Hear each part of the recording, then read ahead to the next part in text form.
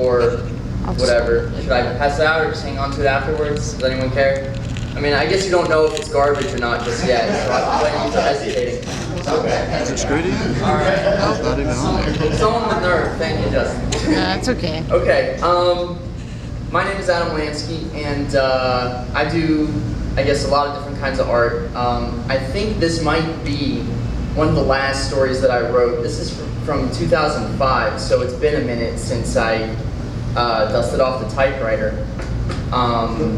But anyways, it's a strange sort of story. I don't want to say too much about it. I'd rather just, give it to you, the story. But what I will tell you is, some of you might love it, some of you might hate it. Don't clap if you don't want to, please. It's bizarre, and there's fucking profanity in this story. So. All right, I'm ready now. We're fucking used to it. All right. Yeah. So this is called Pest Control, or Taking Back What Is Rightfully Mine. And it's a few pages long, so I hope I can keep you entertained. A tank blew up my house today, but I'm not as surprised as the first time it happened 5 days ago. An old friend of mine, Marcus, has this colonial mansion that existed during the American Revolution, and he's always going on and on about termites and how they're chewing up the goddamn supporting structure or whatever, or the bloody fucking moths are eating his wardrobe alive, whatever. He called me up about a month ago at 3 in the morning to tell me the latest, being he was covered in gremlin blood. While getting a glass of water, he told me, he discovered a horde of the things, playing cards in his basement, and had opened fire with his Mossberg shotgun. You don't believe me? I'll send you a gremlin dick in the mail. I've got a few to spare, he claimed. All right, well, the day I get a gremlin dick in the mail, I'll believe you. I didn't hear what he said after that. I'd fallen back asleep before the phone could fall to the floor. I still haven't received anything in the mail that resembles a penis, but after the fucking tank attack this morning, I no longer doubt him. Both times it attacked when I wasn't home, and later I returned to find my Boston Terrier digging through the house carcass. It didn't take long to figure out it was a tank, though. Whatever asshole was commanding the thing had gone right across the lawn and tore the flower bed to shit. And that's a sick understatement. My sprinkler system will never work again, and the antique mailbox is nowhere to be found. Fuckers probably jacked it without even knowing it's a federal offense. After you fix everything, why don't you hide across the street and wait for it, Kelly Clark suggests. Miss Clark, my girlfriend of 2 months, is sitting across from me in Betsy's diner, and she's wolfing down an omelet as though it poses a threat to everyone in the restaurant. We're both on our lunch breaks. Maybe you can write down a tag number. It's a good idea, and I hadn't thought of it, probably because I wouldn't expect it to happen again. That's a good idea, I said. I swallowed a bite of French toast. I'll get some broadhead tips for my bow and snipe it out. I really like the orange juice at Betsy's. They don't buy it in the pre-packaged jugs. They fresh squeeze their shit. I drink the remainder of my cup and hence finish my 1 o'clock breakfast. I know you'll get them, dear. She looks out the window, fakes a smile, and continues chewing. Kelly never looks me in the eyes. Never.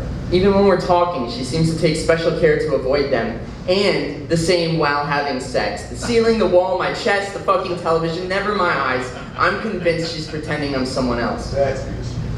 Listen, listen. She sets her fork down on her plate and reaches down for her handbag. There's something we need to talk about. Oh? I wonder if she's gonna finally pull out a revolver and shoot me. There aren't any children present, so nobody should be terribly traumatized by my murder. She produces a stapled document and passes it over without looking at me. At the top center of the page, it reads, 6-month relationship extension contract. I'm bewildered. What's the deal here, honey? She picks up her fork and stabs into the last piece of egg. I need to know that we're going to be in a monogamous relationship for the next 6 months, she says innocently. There are 5 pages here. What? I'm shaking my head while scanning the sections. This is absurd. This is absurd. What the hell is this section? Miss Kelly Clark can see other men, but Mr. Clifford Warren must cease communication with all other women? I mean, does that include my mother? Why is that section not titled bullshit? Or more appropriately, ridiculous fucking bullshit. Could you lower your voice, please? People are staring at you. And what is this crap? In the event of early termination on behalf of Mr. Clifford Warren, 1/3 of his next year's salary will be awarded to Miss Kelly Clark in compensation for potential psychological damage? I'm filled with the urge to defecate. A fucking tank just demolished my fucking house. She shakes a finger at me and scolds something to her left. If you don't stop this scene at once, I'm gonna make it for a year in writing stricter parameters. I push back my chair and accidentally knock some ice water on my slacks. As I stand up, silverware clatters against the porcelain plates. Done. We are done. Fucking relationship extension contract. I throw the thing on the table and weave toward the door. Everyone in the place looks mollified. What about the tab? She shrieks after me. I pull out a 20 and hand it to the zit-faced bastard kid behind the register on the way out the door. But I take that back. He's not a bastard. Yeah. But he's got zits, I guess. I work 4 days a week as a trap salesman for Charlie's Traps and Jigs on South Fisher Street. Now, hang on. I have to stop here real quick before I go on with the story. There's part of something I forgot to mention about this story is this. I wrote this for a creative writing class, and part of this next section, the teacher hated, and an argument erupted in the class because of this section. You'll see why. The language is okay. Anyways, I work 4 days a week as a trap salesman for Charlie's Traps and Jigs on South Fisher Street. Every day at 10 o'clock, I unlock the doors and inflate a giant bear that we keep on a podium in the middle of the store. One of his feet has been removed and the stump painted all bloody red to illustrate the unnecessary level of spring tension to which we're capable of calibrating our traps. I specialize in painless capture sets and try and stay away from kits that are intended to maul one or more victims. I'm not into destroying all these animals, you know.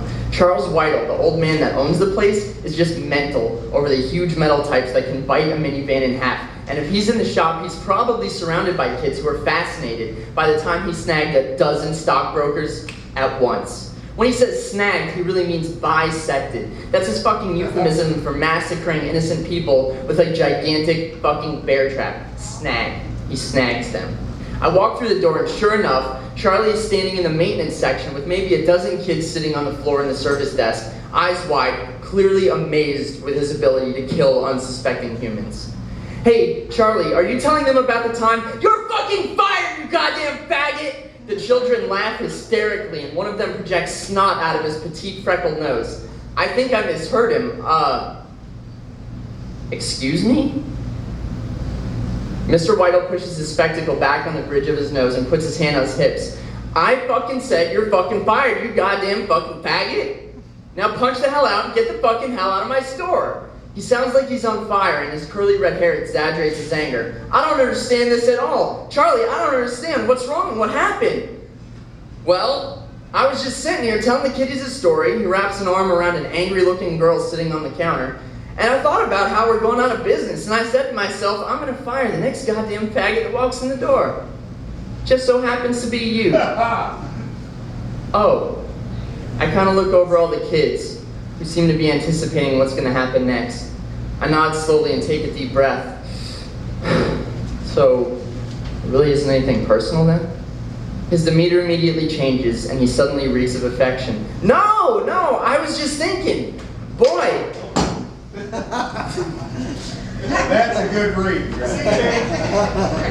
You tear shit up, you're reading good. Thank you. I'm sorry. And I'm not using this word like because I have a problem with people. It's just this character needs to be. There's something wrong with him. He was based on a friend, well, a guy I knew, anyways.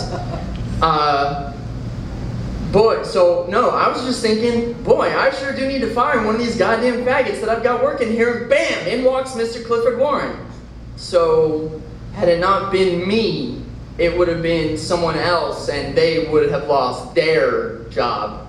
Yep, he folds his arm across his chest and leans back against the counter. A throaty sigh passes through his hairy nostrils. I hate to lose you, Cliffy, but I just played lotto, and you lost. The kids laugh at this too, but I don't know if it was because I lost or because they recognized the word lotto. I figure I might as well tell Charlie about my tank problem and see what he thinks would work best. Okay, so I'm fired, whatever. I've got a problem that you might be able to help me with. You need a jig, don't you? He says confidently. I've been working here almost 2 years and I don't even know what the fuck a jig is. I say, a tank has been terrorizing my house. Blew it up 5 days ago, blew it up again today. Ooh, he says, probably one of them Chinese critters, type T80. Those will tear up a flower garden real good. They stole my fucking manatee mailbox. They took your mailbox? The antique one with the seagrass on the bottom? Yeah. Isn't that a federal offense? Yeah. I bet those fuckers probably didn't even know it was federally offensive. My eyes hurt and I rubbed them lightly with an index finger and a thumb. Yeah, I bet they didn't. I look over the kids again, straight faces, all of them. Look, I need some good broadheads for my hunting bow. Broadheads? Mad old Charlie puts his hands on his hips again. What do you think this is, a hunting shop? I look up at the ceiling, and suspended from a beam is a bloodied inflatable marlin with its head replaced by a Teflon-coated and waterproofed aluminum trap. The squeaky voice of a little girl breaks the silence. I'm sorry about your manatee. I look her in the eye, the one sitting on the counter. This is the first time today anyone has been at all sympathetic. I hope it comes back to you, she says. All the kids start nodding in unison, and I can tell I'm blushing. I want to cry. Thanks. I feel like I'm choking. Thanks. I rebuild my house after 4 days of sitting with my compound bow in Mr. Nasatsky's bushes across from my house, I hear a distant rumbling from the north. The rumbling grows louder, and it becomes apparent that whatever is making the sound is approaching. I uncross my legs and crouch in the shrubs. I wipe the dirt off my jeans and peek over the gardenias and squint in the sunlight. Through the mirage that sways over the asphalt, a boxy figure takes shape. Matte olive drab coats the armor plating, and as the tank comes nearer, I see a red and yellow star painted on the port side of the turret. Chinese. Just as Mr. Weidel had guessed. The tank rolls right down the middle of the empty street, and the rumbling echoes cease movement as the tank ceases movement about 100 yards from my address. Gears crank and the turret rotates and sweeps across my house and points directly at the Connor household. The whole family in Kokomo for the weekend. Boom! The cannon discharges loudly and the 3-story house combusts. Flaming wood and concrete spewing about the neighborhood as though it had been built on a fucking volcano. A thick dust cloud rises about the property and the tank is carried by its treads across the O'Connor's lawn. The grass melts under the weight of the tank and mud is flood about the sidewalk and the white picket fence as a figure 8 is inscribed into the most well-maintained crabgrass in the whole county. Cody, the resident German Shepherd, is poised atop the cracked bathtub, yelling at the vandal. What is your problem? She barks.